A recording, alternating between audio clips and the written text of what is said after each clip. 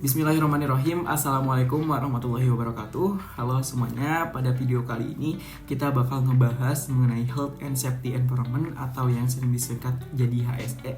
Studi kasus yang akan kita bahas pada kali ini mengenai kasus nyata dari PT Pertamina, sebuah BUMN besar yang bergerak di bidang minyak dan gas. Nah, dalam kurun waktu 4 tahun terakhir, PT Pertamina mengalami 8 kali kebakaran di kilang minyaknya.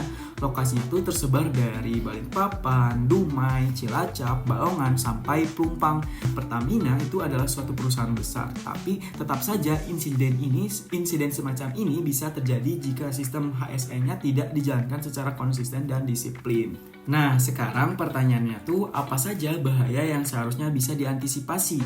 Bahaya pertama yang paling umum di lingkungan kilang minyak adalah bahaya fisik dan energi. Ini semua berhubungan dengan alat, mesin, dan kondisi operasional sehari-hari. Contohnya yang pertama mesin berat. Nah, alat-alat berat yang ada di kilang bisa bergerak tiba-tiba atau mengalami kerusakan teknis. Kalau operator nggak waspada, bisa menyebabkan luka serius atau kecelakaan kerja. Yang kedua yaitu listrik bertegangan tinggi.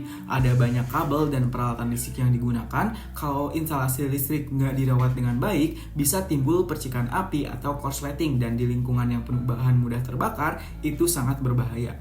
Yang ketiga, panas berlebih dari proses produksi. Pengolahan minyak menghasilkan suhu tinggi baik dari reaktor maupun pipa. Panas ini bisa menyebabkan luka bakar atau bahkan jadi sumber api kalau tidak dikendalikan. Yang keempat, kebisingan dan radiasi. Mesin-mesin di kilang menghasilkan suara yang sangat keras. Dalam jangka panjang ini bisa merusak pendengaran. Ada juga proses yang menghasilkan radiasi non-ion seperti panas, dan kalau tidak dikendalikan bisa membahayakan tubuh manusia.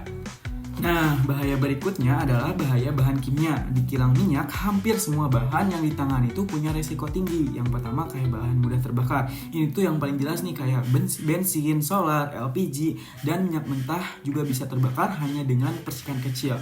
Yang kedua itu bahan beracun atau korosif. Ada zat yang kalau kena kulit itu bisa bikin iritasi atau luka bakar. Kalau terhirup itu bisa menyebabkan gangguan pernapasan bahkan kematian. Yang ketiga, gas bertekanan tinggi. Banyak itu sistem di kilang menggunakan tekanan tinggi. Kalau ada kebocoran, ledakan itu bisa terjadi dalam hitungan detik. Nah, ini nih yang sering jadi penyebab utama kecelakaan. Yang ketiga yaitu ada tindakan tidak aman dan kesalahan sistem manajemen. Contoh tindakan tidak amannya itu yang pertama kayak merokok di area terlarang, apalagi dekat tangkai bahan bakar. Yang kedua, tidak memakai APD atau alat pelindung diri. Yang ketiga, area kerja berantakan, jalan sempit, bahan kimia ditaruh sembarangan, alat kerja ditutup, dan lain sebagainya. Nah, tapi lebih dalam lagi, ini yang keempat nih, ada akar masalah dari sisi manajemen, yaitu yang pertama, tidak adanya aturan atau prosedur K3 yang jelas. Yang kedua, pimpinan lebih fokus pada target produksi daripada keselamatan. Yang ketiga, kurangnya pengawasan, tidak ada inspeksi rutin, dan kalau ada insiden sering tidak ditindaklanjuti. Nah, masalah seperti ini tuh harus segera dibenahi kalau ingin mencegah kejadian serupa di masa depan.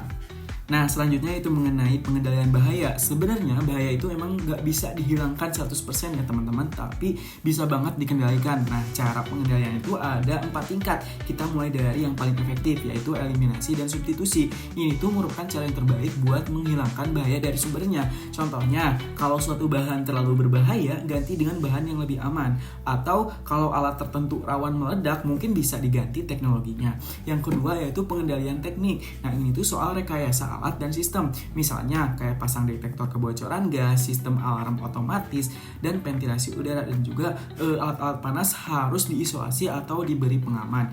Yang ketiga yaitu pengendalian administratif. Ini tuh kayak berupa aturan, jadwal kerja, dan SOP. Semua pekerja harus tahu gitu apa yang boleh dan nggak boleh dilakukan. Terus hanya orang yang terlatih yang boleh pakai alat berat atau bahan berbahaya. Yang keempat yaitu alat pelindung diri atau APD. Nah, itu merupakan langkah terakhir. Kalau bahaya masih ada, maka pekerja wajib pakai APD gitu. Contohnya kayak helm, kacamata pelindung, masker pernapasan, terus baju tahan api, sepatu safety, dan lain sebagainya. Tapi ingat ya teman-teman, APD ini bukan pengganti sistem keselamatan, hanya sebagai pelindung tambahan saja. Nah, selanjutnya mengenai standar operasional HSE yang wajib diterapkan. Buat industri migas sendiri, standar keselamatan itu harus tinggi dan terus diperbarui. Nah, Pertamina harus mengikuti standar-standar berikut nih. Yang pertama yaitu ada standar nasional dan internasional yang terdiri dari ada OHSAS 18001 tahun 2007 yang fokus ke identifikasi dan evaluasi resiko. Manajemen diminta aktif memperbaiki sistem secara terus-menerus. Yang kedua ada ISO 45001 tahun 2018, standar global terbaru, yaitu pemimpin perusahaan wajib terlibat langsung dalam sistem keselamatan. Selanjutnya ada PP nomor 50 tahun 2012 mengenai peraturan pemerintah Indonesia soal sistem manajemen K3. Terus wajib ada pelatihan rutin, audit, dan partisipasi pekerja.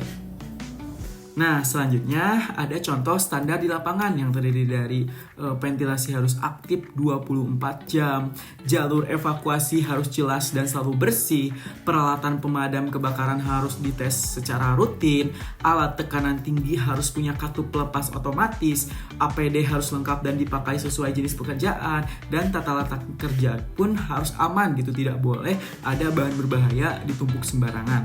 Selanjutnya itu ada PDCA atau Plan Do Check Act yang terdiri dari plan-nya itu rancang sistem keselamatan, do-nya itu terapkan di lapangan, ceknya audit dan evaluasi pelaksanaannya. Act-nya lakukan perbaikan kalau ada masalah.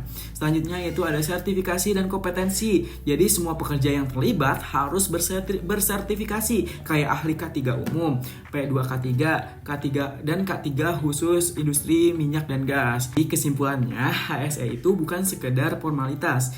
Ini tuh sistem yang menyelamatkan nyawa, mencegah bencana, dan melindungi perusahaan dari kerugian besar. Nah, kasus kebakaran di Pertamina harusnya jadi pelajaran buat semua industri.